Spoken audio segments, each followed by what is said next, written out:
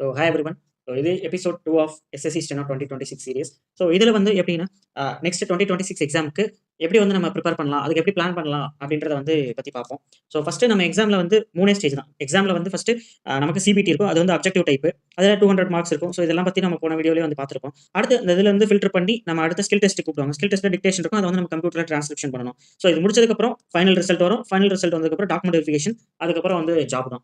So இதுதான் நமக்கு இந்த 3 விஷயம். ஸோ இதில் இந்த டாக்குமெண்ட் வெரிஃபிகேஷன், ஃபைனல் ரிசல்ட் அதெல்லாம் மேட்டர் இல்ல. ஸோ இந்த ஃபர்ஸ்ட் நமக்கு இந்த சிபிடி வந்து கிளியர் ஆகணும். சிபிடி டிக் ஆனா மட்டும் தான், அதில நல்ல ஹை மார்க் இருந்தா தான் ஸ்கில் டெஸ்ட் வந்து கால்ஃபர் பண்ணுவாங்க. ஸ்கில் டெஸ்ட்லயுமே பாஸ் பண்ணிட்டு சிபிடிலயும் நல்ல மார்க் இருந்துச்சுனா நம்ம ஃபைனல் ரிசல்ட்ல நம்ம நேம் வந்து வரும். ஸோ இதுதான் நம்ம எக்ஸாமோட ஸ்டேஜ். ஸோ இதுக்கு தகுந்த மாதிரி நம்ம வந்து எஃபோர்ட் போடணும். ஃபர்ஸ்ட் லெட்ஸ் சே நம்ம வந்து ஆல்ரெடி சொல்லியிருக்கோம் 9 to 11 மந்த்ஸ் தான் நம்ம ஃபோக்கஸ் அப்படின்ட்டு. ஸோ நம்ம 9 மந்த்ஸ்லேயே வச்சுக்கோம், மினிமம் பீரியடே நம்ம வச்சுக்கோமே. மினிமம்க்கு மேலே வர ஒவ்வொரு டேஸுமே நமக்கு வந்து ப்ளஸ் தான். ஸோ அந்த மினிமம் 9 மந்த்தில் நம்ம வந்து சிலபஸ் முடிச்சு அண்ட் மார்க் டெஸ்ட் போட்டு கன்சிஸ்டன்ட்டாக வந்து ஒரு ஸ்கோர் வந்து 150 ப்ளஸ் அந்த மாதிரி வந்து நம்ம ரா ஸ்கோர் வந்து எடுக்க ட்ரை பண்ணணும். ஸோ அதுதான் நம்ம டார்கெட்டு இந்த சீரிஸை பொறுத்த வரைக்கும். அண்ட் ஃபர்ஸ்ட் 3 மந்த்ஸ் வந்து ஒரு ஃபவுண்டேஷன் பேஸ் மாதிரி. இந்த இதில் வந்து ஃபர்ஸ்ட் இங்கிலீஷில் நீங்கள் என்ன பண்ணுறீங்கன்னா, கிராமர் வந்து பேசிக்ஸ் வந்து படிங்க. ப்ளஸ் வந்து டெய்லி வந்து ஒரு நியூஸ் பேப்பரோ ஆர் ஏதோ ஒரு ஆர்டிக்கலோ வந்து ரீட் பண்ணுங்க. ஸோ இந்த இதில் நியூஸ் பேப்பர் படிச்சு, ஸோ சில பேருக்கு நிறைய பேருக்கு டைம் இருக்காது அப்படின்றமா, ஏதோ ஒரு பேசேஜ் வந்து ரீட் பண்ணுங்க. உங்களுக்கு ஏதோ ஒரு பேசேஜ், ஃபோன் இருக்கு ஆர் ஃபோன் இல்லையா, ஏதோ ஒரு புக்கை வந்து ரீட் பண்ணுங்க. ஒகாபுலரி வந்து தெரிஞ்சுக்கங்க, ஒரு சென்டென்ஸ் ஸ்ட்ரக்சர் வந்து தெரிஞ்சுக்கங்க. இந்த வேர்டுக்கு அப்புறம் இப்படி தான் இருக்கு, கிராமட்டிக்கல் ஸ்ட்ரக்சர் அண்டர்ஸ்டாண்ட் பண்ணுங்க, சென்டென்ஸ் எப்படி ஃபார்ம் ஆகுதுன்ட்டு. ஸோ இந்த மாதிரி விஷயங்கள்லாம் கொஞ்சம் இன்ஜினியர் பண்ணீங்கன்னா கண்டிப்பாக வந்து ஒகாபுலரி நீங்க பேசுறது அட்லீஸ்ட் வந்து வொக்காபுலரி பேச வரலனாலும், கொஞ்சம் சென்டென்ஸ் எப்படி ஃபார்ம் ஆகுது, அந்த மாரி சில ஃபில்லிங் த பிளாங்க்ஸ், சினோனிம் சென்டென்ஸ்லாம் நமக்கு வந்து வொக்காபுலரி ஹெல்ப் பண்ணும். அடுத்து ரீசனிங்க்கு வந்து சாப்டர் வைஸ் கான்செப்ட். அந்த கான்செப்ட்ட வந்து நம்ம லேர்ன் பண்ணிட்டோம்னாலே போதும். ஸோ இப்போ வந்து இந்த லாஸ்ட் இயர் கொஸ்டின்ல கொஞ்சம் புதுசா வந்து கொண்டு வந்திருக்காங்க. ஸோ நெறைய பேர் வந்து புது சிலபஸ்ன்லாம் சொல்றீங்க. சிலபஸ் புதுசு கிடையாது. கொஸ்டினோட பேட்டர்ன கொஞ்சம் மாத்திருக்காங்க. ஸோ அது எஸ்எஸ்சி எப்பவுமே யூசுவலா பண்றது தான். பட் கொஸ்டின் இதுவரைக்கும் பார்க்காத டைப்லலாம் வந்திருக்கு. ஸோ அது வந்து சிலபஸே மாத்திட்டாங்கன்னு கிடையாது. ஸோ சிலபஸே மாத்திட்டாங்கன்னு நான் சொன்னேன். நமக்கு சிலபஸ் எங்க இருக்கு? நீங்க போய் சிலபஸ்ன்னு பார்த்தீங்கனாலே, அங்க ஒரு டாபிக் குடுத்திருப்பாங்க. ஹிஸ்டரின்னு எடுத்துக்கிட்டோம்னா, நமக்கு ஏன்ஷியன்ட் ஹிஸ்டரி அவ்வளோதான். அவ்வளோதான் நமக்கு சிலபஸ். ஸோ ஏன்ஷியன்ட் ஹிஸ்டரில இத்தன டாபிக் தான்ட்டு எஸ்எஸ்சி குடுக்கவே கிடையாது. ஸோ சிலபஸ்ன்னு நீங்களா வந்து எதுவும் நமக்கு குடுக்கல. அதுலேருந்து வருது, இதுலேருந்து வரல அப்படின்ட்டு நம்ம எதுவுமே எடுத்துக்க கூடாது. So uh we have to prepare for anything. So அதுதான் நான் சொல்றது. ரீசனிங் வந்து லாஸ்ட் இயர் கொஸ்டின் பேப்பர் அனாலிசிஸுமே வந்து அப்கமிங் வீடியோஸ்ல கண்டிப்பா நம்ம போடுவோம். இந்த சீரிஸ் எல்லாமே வந்து கம்பைல் பண்ணி தான் இருக்கும். ரீசனிங் வந்து நம்ம சாப்டர் வைஸ் கான்செப்ட் வந்து படிப்போம். அதுக்கப்புறம் பிராக்டிஸ் பண்ணாலே போதும். ரீசனிங்க்கு அதுவே போதும். அண்ட் ஜிகே வந்து ஃபர்ஸ்ட் ஸ்டாட்டிக் ஜிகேலேருந்து ஸ்டார்ட் பண்ணுங்க. ஸோ ஸ்டாட்டிக் ஜிகே வந்து சைட் பை சைடு படிக்கிற மாரி இருந்தாலும் சரி. அந்த மாரி இருந்துச்சு அப்படின்னா, நீங்க சப்ஜெக்ட் வைஸ் ஜிகே வந்து படிக்க ஸ்டார்ட் பண்ணிருங்க. ஸோ நீங்க ஃபர்ஸ்ட் ஏதோ ஒரு சப்ஜெக்ட்ல வந்து நல்லா ஸ்ட்ராங்கா இருக்கிற சப்ஜெக்ட்ட விட்டுருங்க. ரொம்ப வீக்கா இருக்கிற சப்ஜெக்ட்ட வந்து கொஞ்சம் அந்த மாரி ஸ்டார்ட் பண்ணுங்க. ஸ்டார்ட் பண்ணிட்டு கரண்ட் அஃபேர்ஸ்மே வந்து டெய்லி கரண்ட் அஃபேர்ஸ் படிச்சாலும் சரி, ஆர் வீக்லி கரண்ட் அஃபேர்ஸ் வந்து ஒன் டேல படிச்சாலும் சரி. ஸோ மொத்தத்துல கரண்ட் அஃபேர்ஸ் ஒரு வீக்ல வந்து அந்த வீக்கானத முடிச்சிருங்க. அதுதான் வந்து பெட்டர். அப்புறம் நம்ம பின்னாடி வந்து மந்த்லி கரண்ட் அஃபேர்ஸ் எடுத்து ரிவைஸ் பண்ணிக்கலாம். அடுத்து இந்த மாரி டைம்ல ஷார்ட் ஹேண்டையுமே வந்து லேர்ன் பண்றத விட்டுறாதீங்க. பிகாஸ் நெறைய பேருக்கு வந்து அந்த மாரி சிபிடில நல்லா ஸ்கோர் எடுத்தாலும், ஷார்ட் ஹேண்ட்ல வந்து போயிருது. அதுக்கப்புறம் வந்து ரொம்ப அந்த 3 மாசம் வந்து சிபிடிக்கும், ஸ்கில் டெஸ்ட்டுக்கும் இருக்கிற 3 மாசம் ரொம்ப கஷ்டப்பட்டு திருப்பி அந்த ஸ்பீட கொண்டு வர்றாங்க. மென்டல் பிரஷர் வந்து ரொம்ப இதா இருக்கு. அவங்களால சொல்லும்போது வந்து என்னால ஃபீல் பண்ண முடியுது. ஸோ இப்பயுமே வந்து லைக் நீங்க ஒரு படிச்சுக்கிட்டே இருக்கிறீங்க. கொஞ்சம் போர் அடிக்குது. ஏதாவது ஒரு அ வேற ஏதாவது ட்ரை பண்ணலாம் பண்ணலாம் அப்டின்ட்டு வந்து டைவர்ட் பண்ணணும்னா, இந்த மாரி ஷார்ட் ஹேண்ட்ல வந்து ஒரு அவுட்லைன்ஸ் டெய்லியும் கொஞ்சம் கொஞ்சம் நேரம் எழுதுங்க. ஒரு பேசேஜ பார்த்து எழுதுங்க. ஒரு ஸ்பீட் வந்து போட்டு பாருங்க. தெரிஞ்ச ஸ்பீடே திரும்ப திரும்ப கூட எழுதி பாருங்க. ஒண்ணும் பிரச்சனை இல்ல. ஸோ அடுத்து வந்து டெய்லி ரொட்டீன். உங்களுக்கு வந்து ஒரு ஒரு நாளைக்கு 4 மணி நேரம்லேருந்து 5 மணி நேரம் இருக்கு.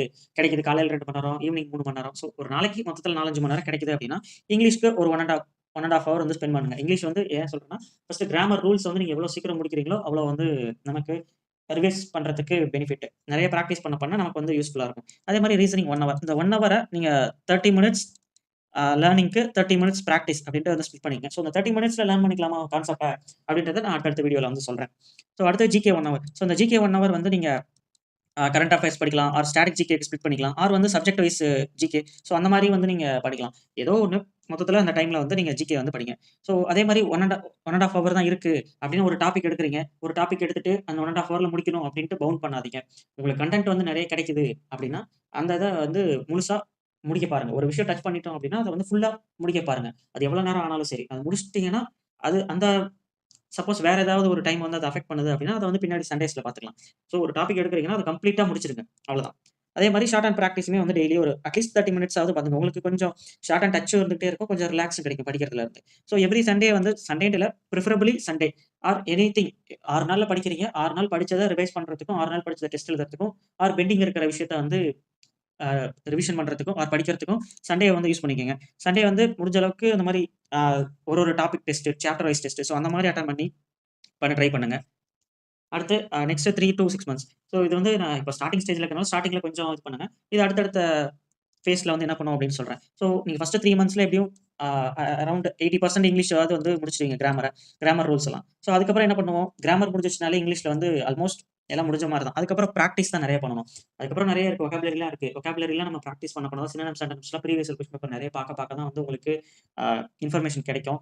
அண்ட் பேரா ஜம்பிள்ஸ் ஸோ அந்த மாரி விஷயம்லாம் நீங்க க்ளோஸ் டெஸ்ட், ரீடிங் காம்ப்ரிஹென்ஷன் அதெல்லாம் நெறைய கொஸ்டின்ஸ் பார்க்க தான் உங்களுக்கு வந்து ஒரு அண்டர்ஸ்டாண்டிங் கிடைக்கும். அதெல்லாமே வந்து பை பிராக்டிஸ் தான் வரும். அது நீங்க தியரியோ, ரூல்ஸோ வந்து எதுவுமே கிடையாது. பை பிராக்டிஸ் ஒன்லி அது வரும்.